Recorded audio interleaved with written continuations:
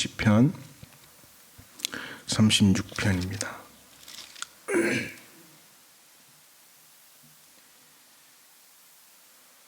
시편 36편 1절부터 12절 말씀 보시겠습니다.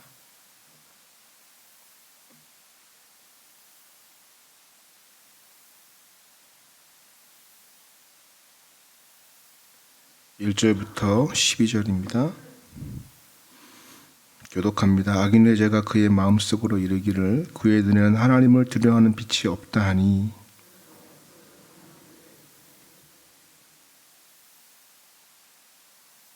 그의 입에서 나오는 말은 죄악과 속임이라 그는 지혜와 선행을 그쳤도다.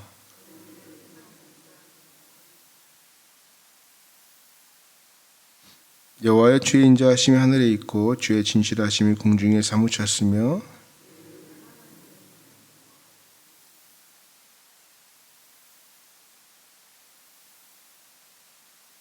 하나님이여 주의 인자하심이 어찌 그리 보배로우신지요. 사람들이 주의 날개 그늘 아래에 피하나이다.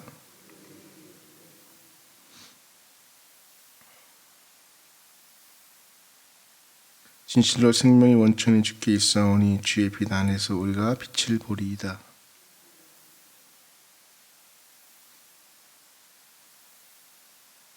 교만한 자의 발이 내게 이르지 못하게 하시며 악인들의 손이 나를 쫓아내지 못하게 하소서.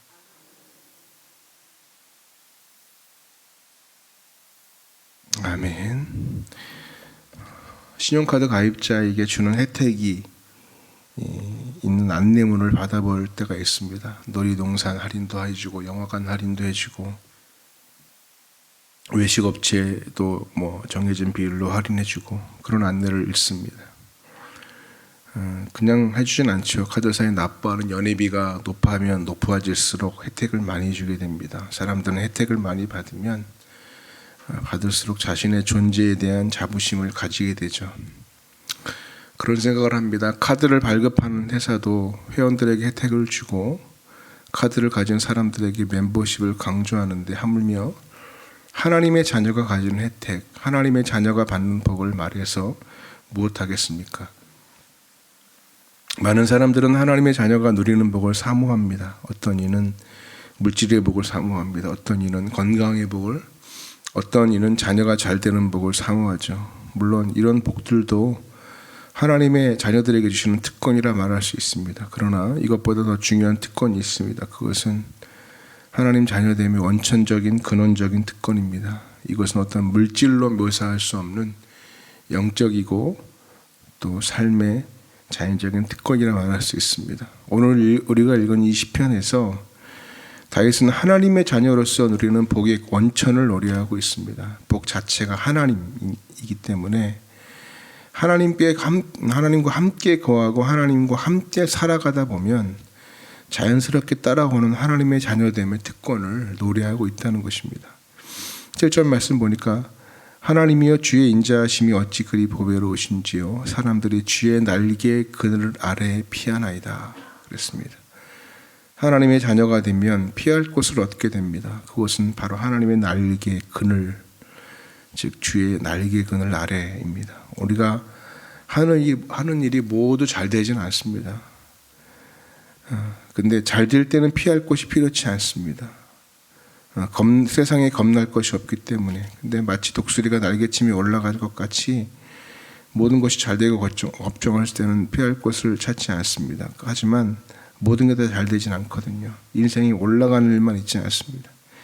내리막길도 있고 곤두박질 칠 때도 있고 깨어지고 쓰러지고 곤배할 때가 있습니다. 그때 우리가 피할 곳을 찾습니다. 하지만 하나님의 자녀가 아닌 사람들, 하나님 안에 거하지 않는 사람들은요, 피할 곳이라고 해봐야 술자리밖에 없습니다. 친구들을 만나거나 친구들과 함께 마음속에 있는 얘기를 털어놓고 그러다 보면 술이나 한잔하고 잊어버리자고 합니다. 이것이 하나님 안에 있지 않은 사람들의 삶의 특징이죠. 하지만 하나님의 자녀된 특권을 가진 사람은 주의 날개 그늘 아래 피합니다. 마치 병아리가 암탉의 날개 그늘 아래 들어가서 쉼과 안식을 누리는 것처럼 두렵고 겁이 날 때는 주의 날개 그늘을 찾게 된다는 것입니다. 주의 날개 그늘로 하나님께서 우리에게 예배해 주신 것이 성전 아니겠습니까? 우리가 이 성전에 나와서 예배드리고 하나님의 백성을 만나면 우리는 매 순간 주의 날개 그늘 아래 피하는 귀한 은혜와 특권을 누리는다는 것입니다. 이곳에서 예배드리면서 회복하고 이곳에서 하나님의 말씀을 들으며 지치고 상한 영혼이 새롭게 힘을 얻습니다. 날개 그늘 아래서 일어나는 일은 쉼과 치유라는 것이죠.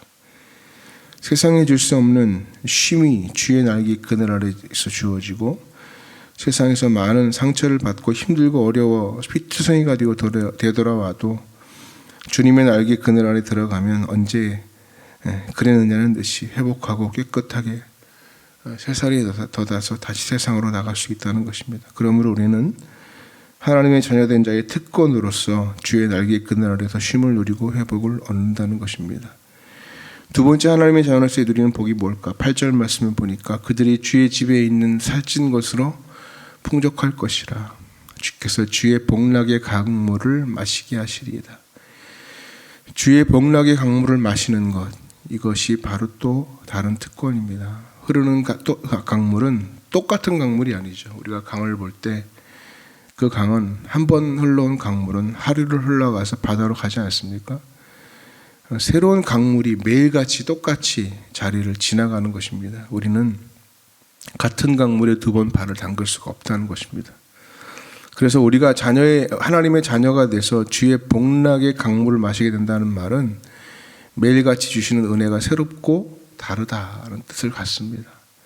하나님의 전에 나와서 쉼과 회복을 누리면서 주의 말씀을 듣습니다. 하지만 우리는 매일 다른 축복의 은혜를 경험한다는 것입니다. 똑같은 말씀을 들어도 매일 같이 다른 새로운 회복을 누리고 경험한다는 것입니다. 매일 똑같은 성도를 만나지만 그들을 통해서 하나님 주시는 기쁨은 또 매일 새롭다는 것입니다. 늘 부르는 찬송, 하나님 앞에서 부르지만 우리의 영혼은 하나님께 주시는 새로운 은혜로 항상 충만합니다. 주 안에 있는 사람들, 하나님의 자녀가 되어 살아가는 사람들은 매일같이 새로운 경험을 하게 된다는 것입니다. 하지만 하나님의 자녀가 아닌 사람들은 권태로운 인생을 살고 있습니다. 그 권태로움을 잊기 위해서 채우고 욕망을 채우고 새로운 관계를 만들어가죠. 사마리아 수가성에는 여인이 그랬습니다. 그가 우물을 길러올 수밖에 없었던 이유, 얼마나 권태로웠는지 주님께 말하죠. 내가 이 우물에 나오지 않았으면 좋겠습니다. 계속 목말랐기 때문입니다. 하지만 그리스도께서 주시는 생수를 마시고 나면 새로워진다는 것이죠. 똑같은 물을 마신다 하더라도 매일 다른 강물을 먹고 매일 주시는 새로운 은혜를 누리게 된다는 것입니다. 주 안에 있는 사람들은 같은 일터에 출근합니다. 그러나 매일 새롭게 나아갈 수 있습니다. 매일 만나는 사람들이 새롭고 똑같은 교회를 수십 년 섬긴다고 하더라도 매일 주시는 은혜가 새로운 놀라운 은혜를 경험하게 될 것입니다. 주의 복락의 강물을 매일 마시고 있기 때문입니다. 오늘 우리가 주 안에 있는 자녀라면 똑같은 일상이 반복된다 하더라도 늘 새롭고 아침마다 새로우니 이런 고백이 우리 삶 가운데 있다는 것입니다. 또한 주의 자녀가 누리는 복이 9절에 있는데요. 진실로 생명의 원천이 주께 있사오니 주의 빛 안에서 우리가 빛을 보리이다. 천지 창조하실 때 첫째 날 하나님께서 빛을 창조하셨습니다. 빛이 있으라. 빛이 있었죠.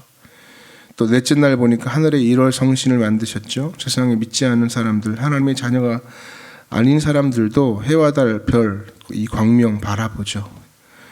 그러나 이것은 믿지 않는 자들에게 주시는 일반 은총이고요. 그러나 하나님의 자녀에게 주시는 특권은 하나님께서 첫째 날 창조하신 그 근원의 빛을 우리에게 보여주신다는 거예요. 이 근원의 빛이 뭡니까? 예수님께서 말씀하셨던 예수님 자신이 근원의 빛이었죠. 나는 세상의 빛이라 이렇게 말씀했습니다. 그러니까 빛은 바로 그리스도이고요. 그 빛은 바로 우리 주님이라는 것입니다. 믿지 않는 자들은 해와 달과 별빛만 바라보지만 주 안에 있는 사람들은 이 근원의 빛 예수 그리스도를 통해 삶을 바라보게 된다는 것입니다. 그래서 우리는 주의 빛 아래에서 새로운 빛을 보게 되고 그 빛은 우리를 광명으로 인도하고 그 빛은 우리를 찬란한 천국으로 인도해 갈 것입니다. 오늘 우리가 이 감추어진 빛을 보시고 그 빛 안에서 새로운 생명의 유업을 받아서 누리고 그 빛 안에서 영혼이 새로워지고 죄는 떠나가고 악은 뒤로 자취를 감추고 오직 빛 가운데서 찬란한 영광을 살아갈 수 있는 여러분 되시기를 주님의 이름으로 축복합니다. 주의 자녀된 특권이 이렇게 놀랍고 위대한데 우리가 또 다른 복을 어디서 구하겠습니까? 오늘 하나님께서 우리에게 주신 귀하고 가치 있는 복을 다시 한번 되새기시고 오늘도 복되고 행복한 하루로 승리하는 여러분 되시기를 주님의 이름으로 축복합니다. 우리 말씀을 기억하고 하나님께 기도하겠습니다.